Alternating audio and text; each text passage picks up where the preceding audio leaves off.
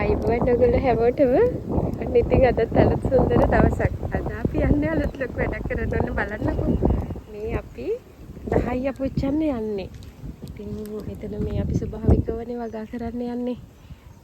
මේ පසට සබදාහමට හානියක් නොවන විදියට මොකද වගා කරන්නේ කියන එක භෞතික සහ ආධ්‍යාත්මික දෙකින්ම දියුණු වෙලා පරික්කනේ නිදහස් වෙලා කොහොමද වැඩක් කරගෙන යන්නේ කියන එක ගැන කියන්න තමයි මම උත්සාහ කරන්නේ. ඉතින් මේ 10 පුච්චලා ගත්තාම හොඳ පොහොර කළු පාට අර 10යි මේ ගොම පොහොරයි කොම්පෝස්ට්ුයි එකතු කරලා වලවල් කපලා ඒ වලවල් වල යටට දාලා තමයි අපි පැලින් දන්න යන්නේ. කියන්නේ බීජ වර්ග හදන්නෙත් එහෙම.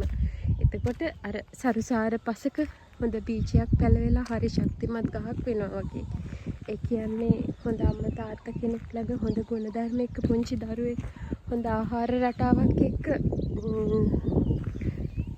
මනස කය දෙකම බැලන්ස් ගොඩ නැගිනවා වගේ තමයි මේ පැල හදන්නේ. අපි පැලයි අතර පහලක වෙනසක් නැහැ. ඒකම වෙනස තියෙන්නේ විඥානයේ නැතිකම විතරයි. ඒගොල්ලෝ ශ්වසනය කරනවා.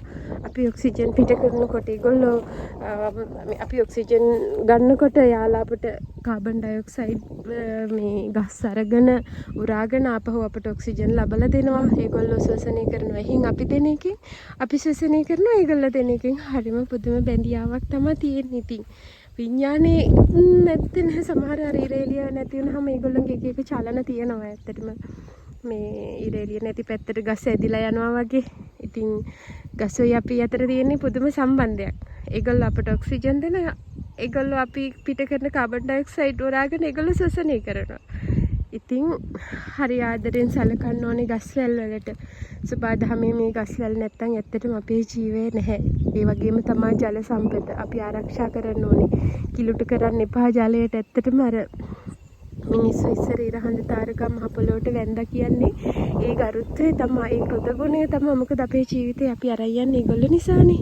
ඒ නිසා හැමදාම මතක තියාගන්න ඒ දේවල් ආරක්ෂා කරමින් අපි ජීවත් වෙන්න, ජීවිතේ අරන් යන්න. ඉතින් මට කියන්න තියෙන්නේ අද දවසේ අපි කොහොමද භෞතික පැත්තත් ගොඩ නගාගෙන, කියන්නේ අපිට අතේ මුදල් තියෙන්න ඕනේ, ෆයිනෑන්ස් ෆ්‍රීඩම් එක තියෙන්න ඕනේ, ඒවා හරි නිදහස් වෙන්න ඕනේ. එතකොට කියන්නේ අර ජීවිතේ අර කාගෙන යනවා කියන එක නැතුව ආධ්‍යාත්මික පැත්තෙන් අපේ සමබරතාවය රැකගෙන, ඒ කියන්නේ අපි යමක් දිහා අවබෝධයෙන් දකින්න පුළුවන් විදිහට. දැන් ඇත්තටම මට මේ වත්තට ආවට පස්සේ මෙතන අපි වතුර ටැංකියක් ගහනවා. මං චුට්ටක් එදා ඇවිල්ලා අපි කම්බි ගෙනත් බාලා ගිහින් තිබ්බා. බලනකොට කම්බි අඩුයි ගොඩක්. හැබැයි එදා අපි අර පුංචි කාමරයක් හදලා තියෙනවා මේ බඩු තියාගන්න. කම්බි තියෙන්නේ එළියේ. ඉතින් ඒක වහලා තිබ්බා. මට හිතාගන්න මම බැලුවා කම්බි අතන අඩුයි. කම්බි දැන් ගොඩක් කම්බි ගන්නන්න. ඉතින් මම බලනකොට කම්බි නැහැ.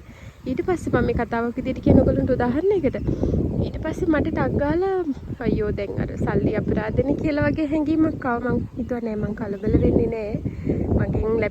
මට ලැබෙන්න තියෙනවා නම් කොහොමද ලැබෙනවා. මගෙන් මිස් වෙලා මගෙන් ගිලිහිලා යන්න තියෙනවා නම් කොහොමද යනවා. ඒක ධර්මතාවයක් විදිහට අපි තේරුම් ගත්තාම ඔය කිසි දෙයක් එක්ක අර ප්‍රශ්න හදාගන්න ඕනේ නෑ ඇත්තටම. ඊට පස්සේ ඉතින් මං හිතුවා කවදාවත් මං කාටවත් මිනිස්සෙක්ට දැනුවත් මොකුත් කරලා නැහැ. නොදැනුවත් මගෙන් අඩුපාඩු වෙලා ඇති. ඉතින් අනවබෝධයෙන් මම බලන්නට මේ බාසොන් නැහැ. කම්බි කූඩු බැඳලා ඒව ගේ ඇතුලෙන් දාලා ගිහින්. හැබැයි මගේ ළඟ එදා යතුරු තිබුණ නැහැ බලලා යන්න. ඉතින් කලබල වෙලා දඟලලා ඕක බාස්ටු කරලා හරි මෙහි නැටුවා නම් කොච්චරද දවස් දෙකක් මං ඉවසීමෙන් බලාගෙන හිටියා. අද ඇවිල්ලා බලනකොට අනේ යා කූඩු බැඳලා ගිහිල්ලා ඊළඟ දවසේ ට්‍රීට් එක දාන්න. ඉතින් ඔන්න ඕක තමයි ස්වභාවය. මම ඒක කියන්න ගත්තේ කිසිම දෙයකට කලබල වෙන්න එපා. අපිට නැති වුණත් අපි කියමුකෝ හොරු අරන් ගිහිල්ලා කියලා. ඒත් ඉතින් මොනා කරන්නද, අපි දක්ෂ වෙන්න ඕනේ රැක ගන්න විතරක්. ඊට පස්සේ ඒකත් එක්ක දඟලලා කිසිම තේරුමක් නැහැ. මනස දුවලා මට එදා දපහුවදා දවසම පීඩාවෙන් ඉන්න තිබ්බා. ඇත්තටම මේ මොන මෙහෙමයි යෝග කට්ටියට කියලා. හැබැයි මං කාටවත්ම වචනයක්වත් කියන්න ගියේ නැහැ මෙහෙම කම්බි නැති වුණා කියලා. අන්න ඒක තමයි අර අපි බැලන්ස් එකේ යන්න පුළුවන් නම් අපිට ඒවා මිස් වෙන්නේ නැහැ ජීවිතේ කියන එක තමයි මම කියන්නේ. ඒවර උදාහරණයක් විදිහට ගත්තේ. ඉතින් අපි අවබෝධයෙන් භෞතික පැත්ත එහෙම ගොඩනගාගෙන යන ගමන් හරි ඉවසීමෙන් සැනසීමෙන් වතුර ටිකක් බීලා හොඳට හුස්ම අරගෙන මොකද මේ ජීවිතේ ගෙවිලා යන්නේ කවදාවත් මේ ජීවිතේ අහිමි කරගෙන මුකුත් කරන්න එපා. මම මේ වත්තට ආවහම ඇත්තටම හුස්ම අරගෙන හරිය නිදහසේ ජීවත් වෙනවා. මේ වැඩ යන ගමන් මේ පැල හදන ගමන් මම ජීවත් වෙනවා. ඒ නිසා ජීවිතේ අහිමි කරගන්න එපා කිසිම වෙලාවක. මොකද අපි දන්නේ නෑ මේ ජීවිතේ අර තනාගරඳන පිනිබින්දුවක් වගේ කියලා කියන්නේ. ඉතින් එහෙමනම් අපි මේක නැති කරගෙන මේක මේ මොහොත නැති කරගෙන හුස්මක් ගන්නෙ නැතුව කන්නේ නැතුව අර වාඩිලා ඉන්නේ නැතුව එහෙම වැඩ කරලා වැඩක් නෑ. හරි හැමින් වැඩ කරන්න හරි අවබෝධයෙන් වැඩ කරන්න අර වගේ දෙයක් සිද්ධ වුණොත් ජීවිතේ නතර වෙන්න. අපි ඒකත් එක්ක රියැක්ට් කරන්න යන්න එපා. නැති වෙන්න තියෙනවා නම් මොන જાතියෙන් හරි නැති වෙනවා. ඇති වෙන්න තියෙනවා නම් මොන විදියෙන් හරි ඇති වෙනවා. ලැබෙනවා. ඒක ස්වභාවයක්. මේ සබාදහමට අපි එකඟ වෙලා මේ සබාදහමත් එක්ක ලයින් වෙලා යනකොට එයා අපි ඇත්තටම ආරක්ෂා කරනවා. මට ඒක හොඳට දැනෙලා තියෙනවා. මම බොහෝ අසීරු අවස්ථාවලදී සබාදහම මාව තනි කරේ නෑ. ගොඩාක් අපහසුතාවයන් මට ඒ තැන්වලදී සබාදහම හරි ලස්සනට මාව රැකගෙන ගියා. ඒක අර විශ්වාසය තමයි.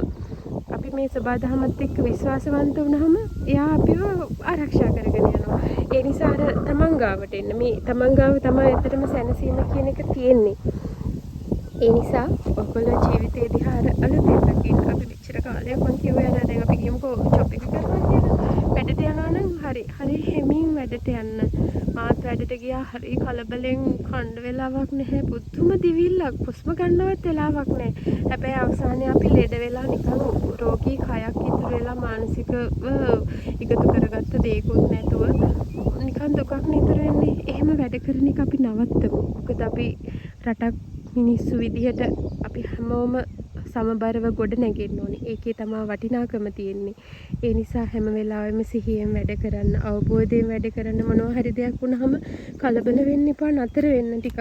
දැන් මට අර කම්බි නැතුණා. සෑහෙන ගානක කම්බි. මොකද අර 16 කම්බි ගණන්නේ. ඉතින් අර ඒ වගේ හැබැයි මං කලබල වුණේම නෑ. ටක් ගාලා සිහියට ඇවිල්ලා මම නතර වුණා. අනේ ඉතින් මේ කම්බි ටික තිබ්බා. ඔකට නැටුවා නම් දවස් දෙකක් මම දඟලන්න ඕනේ. දවස් දෙක අපරාධ වෙනවා. ඉතින් ඒ දවස් දෙකෙත් මම තවත් දේවල් කරා. ඉතින් මගේ වැඩ. ඒ නිසා හරි සිහියෙන් අවබෝධයෙන් වැඩ කරගෙන යන්න නිදහසේ ජීවත් වෙමු අපි.